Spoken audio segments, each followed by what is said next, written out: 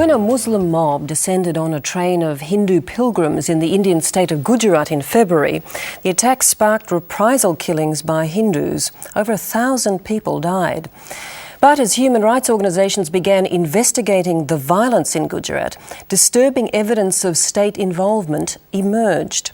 They claim this was not simply tit-for-tat religious violence, but part of a well-planned campaign by Hindu nationalists to eliminate the Muslim community. Flavia Abdurrahman has more.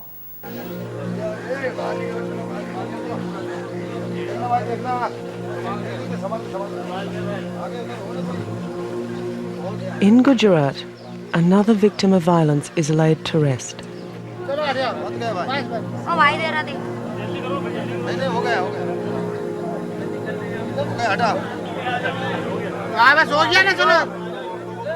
This man was killed the night before by a rampaging Hindu mob.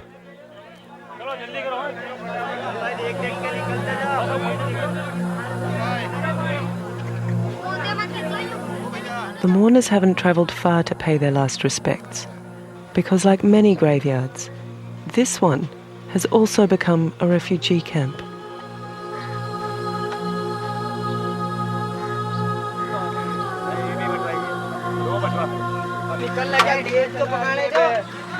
Since February, the Muslims of Gujarat have been the target of unprecedented brutality, often at the hands of those who are meant to protect them, the police.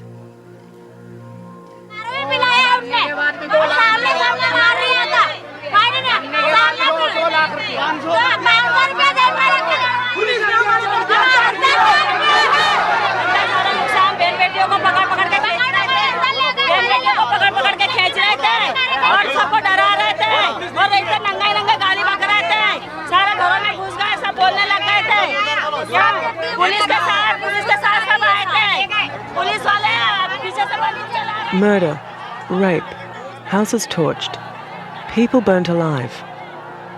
Over 1,000 people have died, and more than 100,000 have become refugees in their own land. It's a violence against the people, against their women and children, displacing them in their tens of thousands. And then it's a violence to ensure that they will never rise again as a people. In Ahmedabad, the capital of Gujarat, the refugee camps are home to people who used to live just outside the graveyard walls, but repeated attacks have forced them inside. The dead are now sharing their space with the living.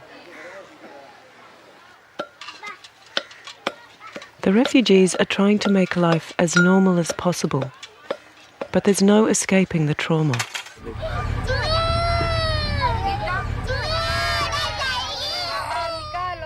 This little girl thought my silver camera was a gun, and no one could stop her screaming. In one corner of the camp, a widow, Nasim Banu, has been provided with this house for her 6 children.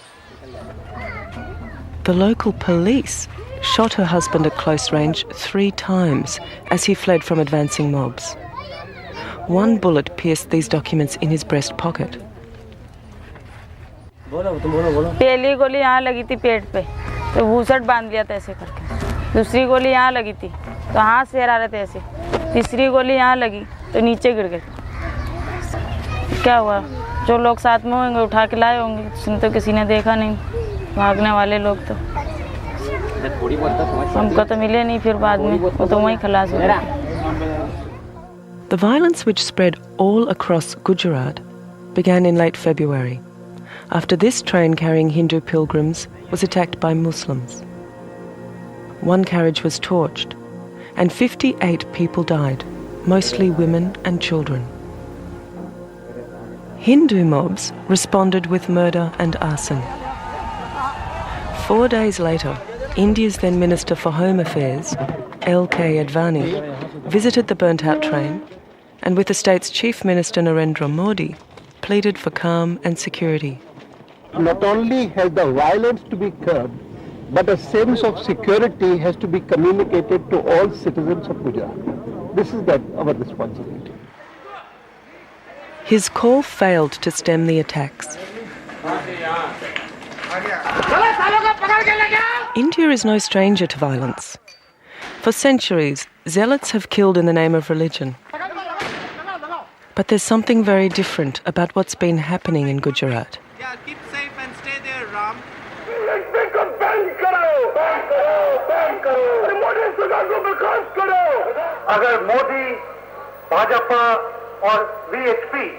Dr. John Dial, seen here at a rally to end violence in Gujarat, is a human rights activist and president of the All Catholic Union of India. Since 1968, he has studied 200 examples of riots or violence between Hindu and Muslim communities. He says the violence has been perpetrated by Hindus who are backed by the state government.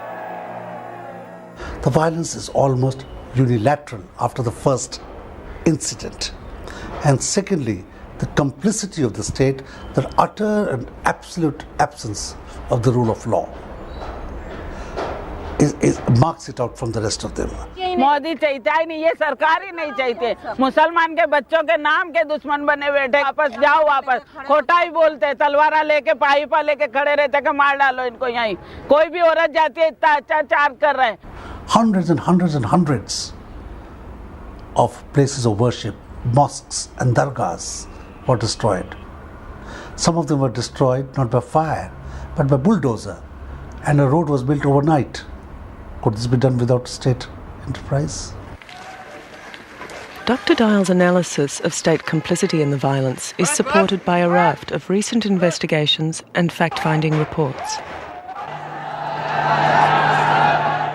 India's National Human Rights Commission found there was a comprehensive failure of the state to protect the constitutional rights of the people of Gujarat.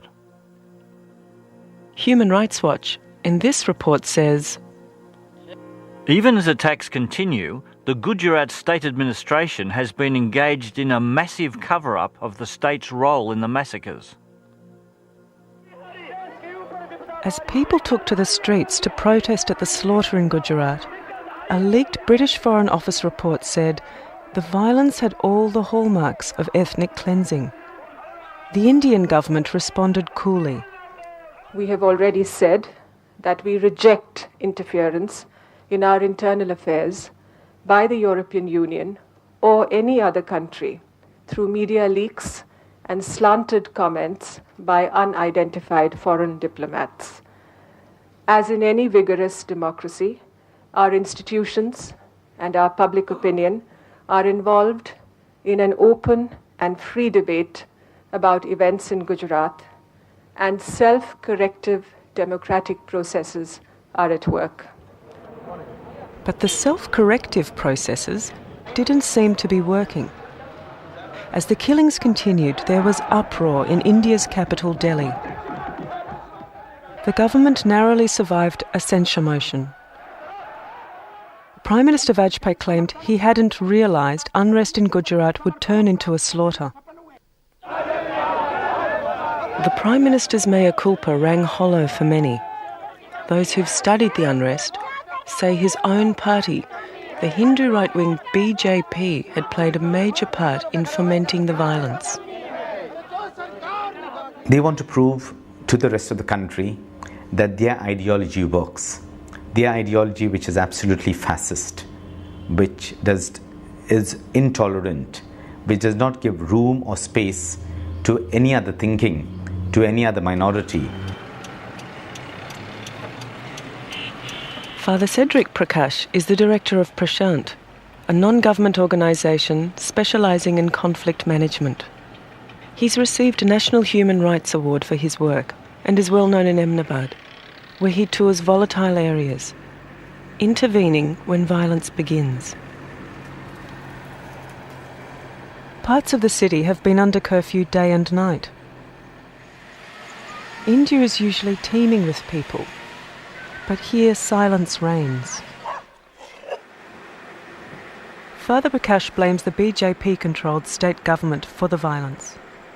They would like to engineer a genocide, or they are engineering a genocide, because they want to ensure that their brand, their ideology, which is called Hindutva, which means one nation, one race, one culture, one language, one religion, is in place here in the state of Gujarat. The charge that the state government has engineered genocide in Gujarat is raised by at least 2 national non-government organisations in India. The government of India has not yet responded to the genocide allegation.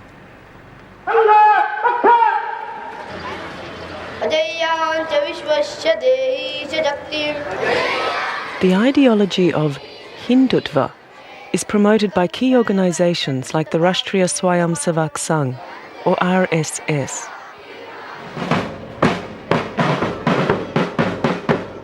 The RSS training starts at an early age, in sessions like these, but includes Indians of all ages.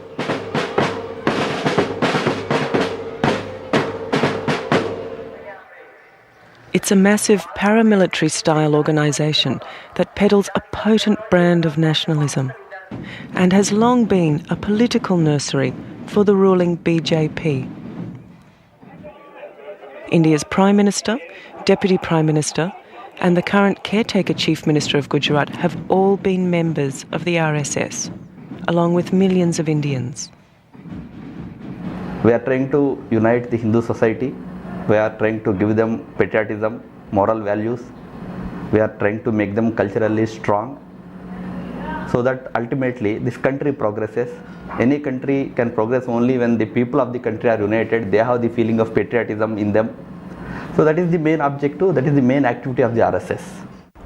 The RSS was born in almost identical circumstances as the National Socialists of Germany, feeding on paranoia, feeding on despair, feeding on joblessness, building up images of a past which may have existed, which may not have existed.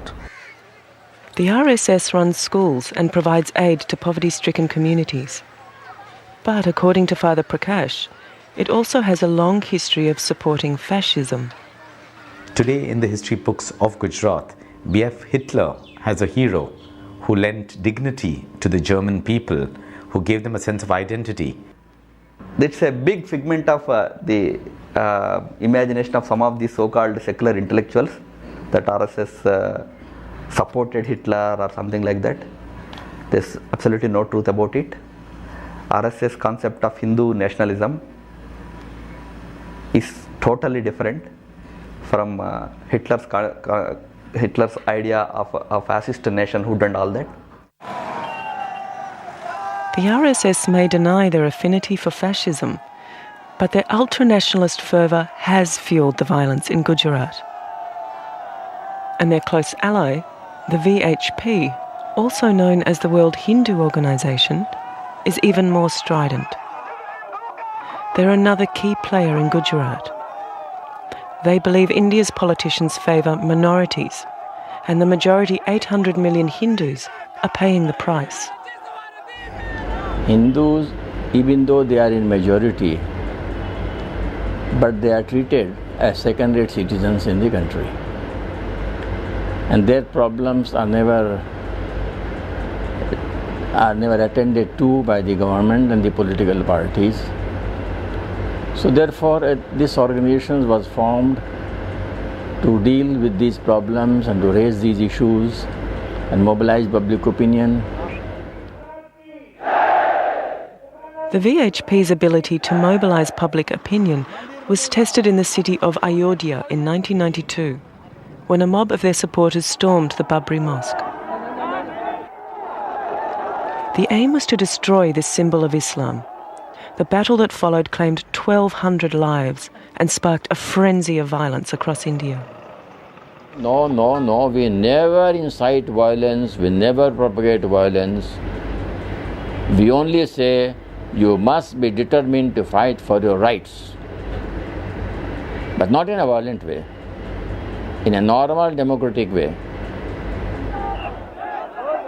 L.K. Advani, now Deputy Prime Minister of India, shown here near the mosque, was reportedly involved in the attack. He later faced a special court charged with criminal conspiracy, trespass, and intimidation of public servants. In May this year, the charges were dropped. He was the same leader who pleaded for peace at the burnt-out train. He and his BJP allies, including the Prime Minister, won power in India in 1999. They now hold 56 positions in the 77-member coalition cabinet. They radicalized the country, they roused hidden passions.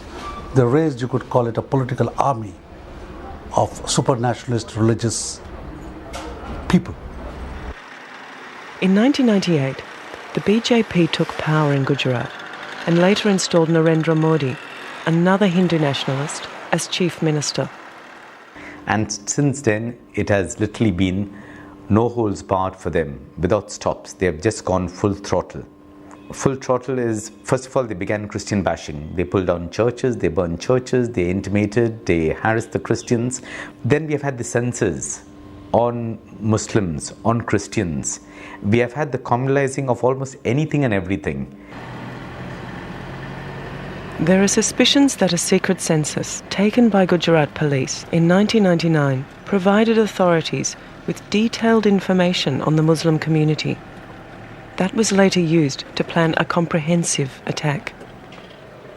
This translation of a police document appears to confirm those fears. The document calls for details of Muslim organisations and their leaders, their names, addresses, total members, telephone numbers. A campaign was clearly being orchestrated. When the mobs attacked, Hindu houses were left untouched, while Muslim houses right next door were destroyed.